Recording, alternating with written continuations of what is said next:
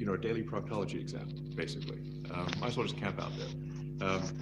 So it's not like I think I can get away with something. I'll be scrutinized nonstop.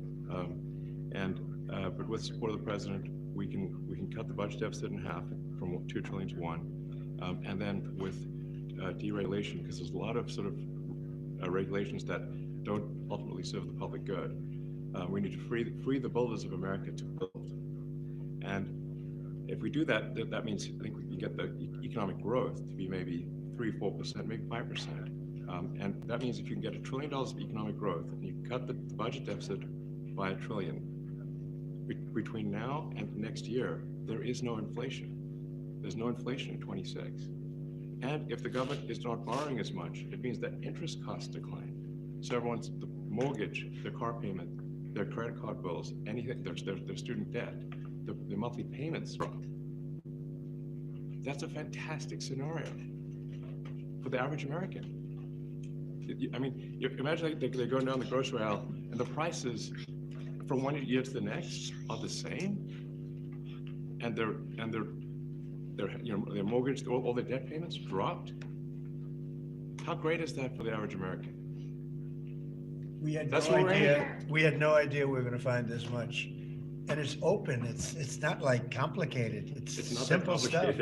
It's like, a lot of work. Yeah. You can't believe it. A lot of work. A lot of smart people involved. Very, very smart people. But you're talking about anywhere maybe 500 billion. It's crazy the kind of numbers you're talking really crazy. about.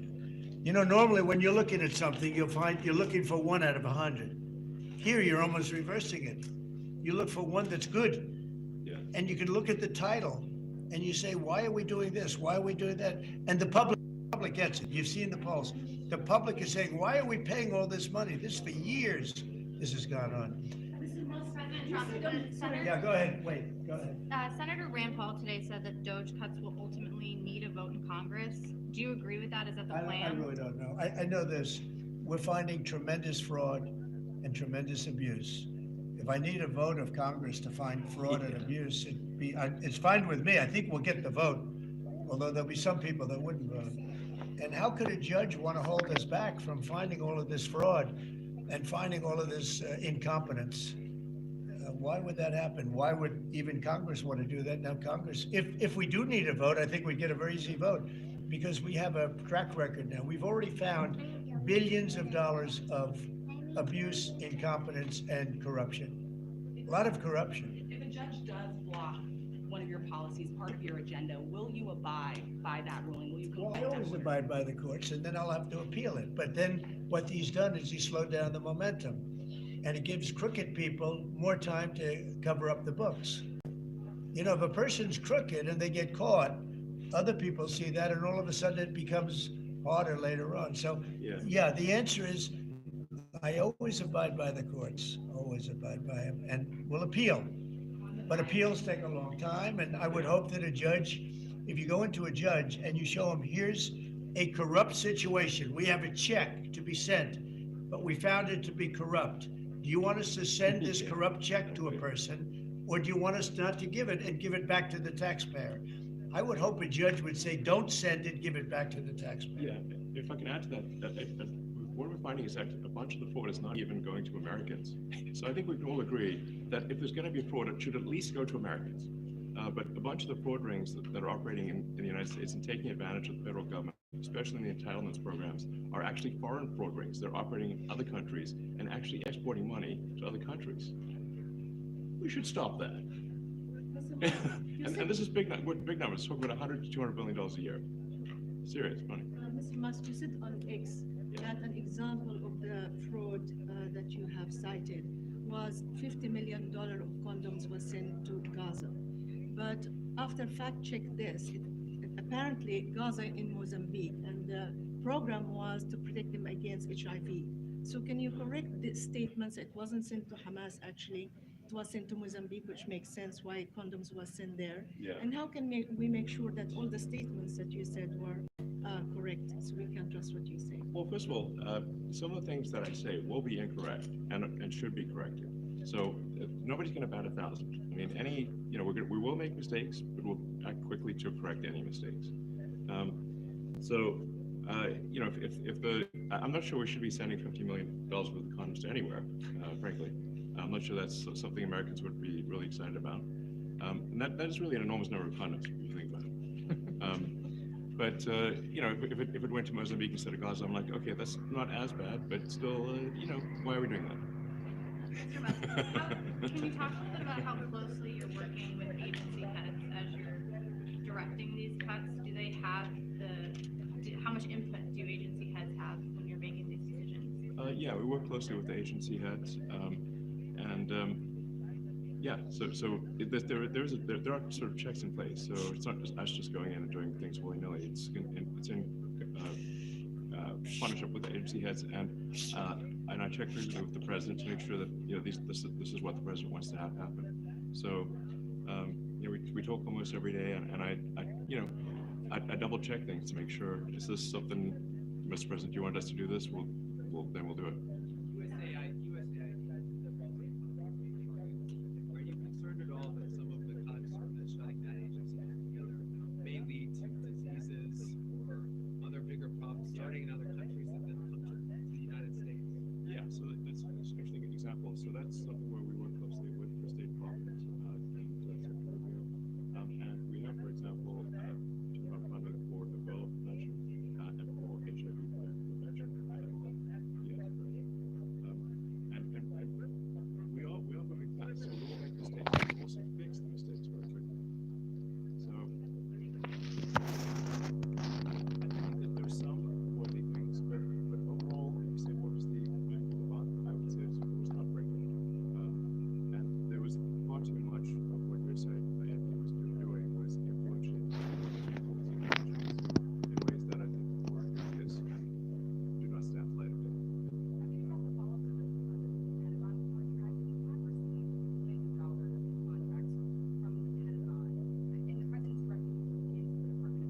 Yes, we definitely need to do it. Are going to do it at the president's request. No, because you have to look at the individual contract and say, first of all, I'm not one, filing the contract. Let's face it, it's just putting the contract.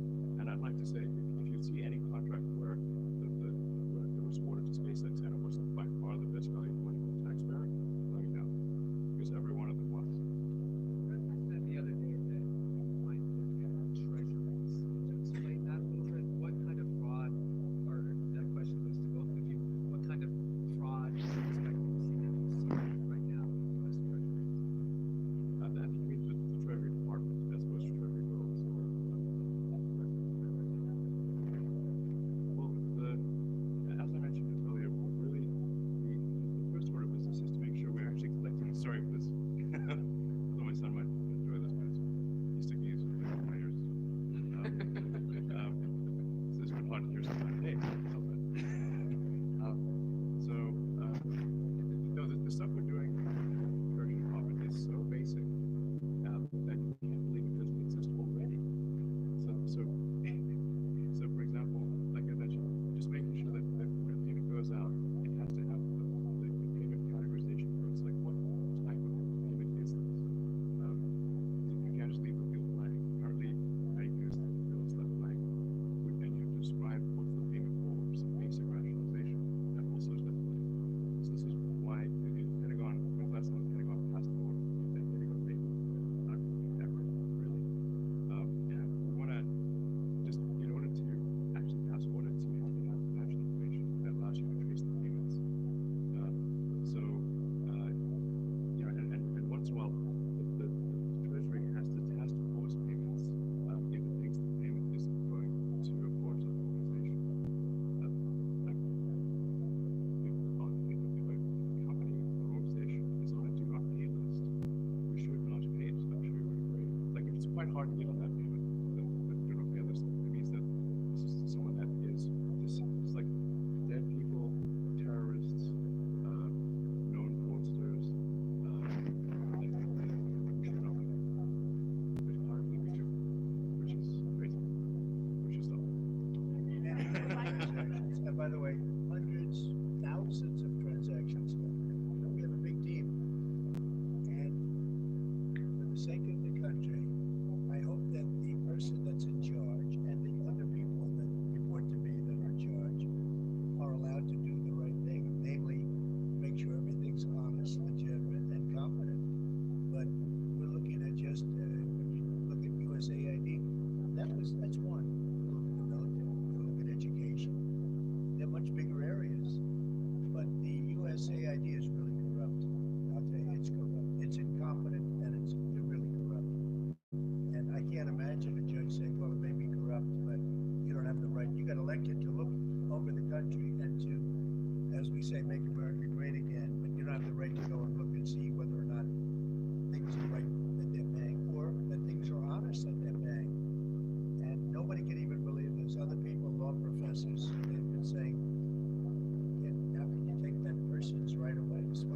running the country, but we're not allowed to look at who they're paying it to and what they're paying. We have massive amounts of fraud that we've caught. I think we probably got way over a lot of billions of dollars already in, what, 2 weeks? And it's going to go to numbers that you're not going to believe. And much, as I said, much is incompetence and much is dishonesty. We have to catch it. And the only way we're going to catch it is to look for it. And if a judge is going to say you're not allowed to look for it, that's pretty sad for our country. I don't understand how it could even work. Which one? The buyout program to offer federal workers. Can you personally guarantee that the workers who opt in to resign now will be paid? More money, but they're getting a good deal. They're getting a big buyout. And what we're trying to do is reduce government. We have too many people. We have office space. It's occupied by 4%. Nobody's showing up to work because they were told not to. And then Biden gave them a 5-year pass, some of them, 48,000 of them, gave them a 5-year pass. That for 5 years, you don't have to show up to work. This is largely, much of this stuff is because of Biden's fault. He allowed this country, what he did on our border. What he did on our border is almost not as bad as what he did with all of these contracts that have come out. It's a very sad day when we look at it. I can't even believe it. But many contracts just extend and they just keep extending, and there was nobody there to correct it. And that cannot be, I can't imagine that could be held up by the court. Any court that would say that the president or his representatives, like Secretary of the Treasury, Secretary of State, whatever, doesn't have the right to go over their books and make sure everything's honest. I mean, how can you have a country? You can't have anything that way. You can't have a business that way. You can't have a country that way. Thank you very much, everybody. Thank you.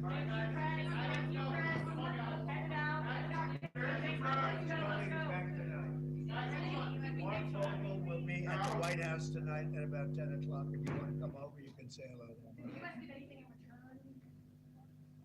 Not much. No, they were very nice. We were treated very nicely by Russia, actually. I hope that's the beginning of a relationship where we can end that war and millions of people can stop being killed. They lost millions of people. They lost, in terms of soldiers, probably 1.5 million soldiers in a short period of time. We got to stop that war. And I'm interested primarily from the standpoint of debt, losing all those soldiers. And they're not American soldiers, they're Ukrainian and Russian soldiers. But you're probably talking about 1.5 million. I think we've got to bring that one to an end. Okay? Thank you. Thank you very much. And he's a great guy, high IQ. He's a high IQ individual. So thank you very much. Busy day today. The king just left, and we've had a great discussion, terrific discussion concerning Gaza and everything else. We had discussions also about Saturday at 12 o'clock. It's going to be a big moment. We'll see what happens. I don't expect much happening with these people, but we'll see what happens. And we're going to be signing a very important deal today. It's Doge, and I'm going to ask Elon to tell you a little bit about it and some of the things that we found, which are shocking. Millions and millions of dollars of waste, fraud, and abuse. And I think it's very important. And that's one of the reasons I got elected. I said we're going to do that. Nobody had any idea it was that bad, that sick, and that corrupt. And it seems hard to believe that judges want to try and stop us from looking for corruption, especially when we found hundreds of millions of dollars, or much more than that, in just a short period of time. We want to weed out the corruption. And it seems hard to believe that a judge could say, we don't want you to do that. So maybe we have to look at the judges, because that's very serious. I think it's a very serious violation. I'll ask Elon Musk to say a few words, and we'll take some questions. Elon, go ahead. Sure. So at a high level, you say, what is the goal of Doge or a significant part of this presidency is to restore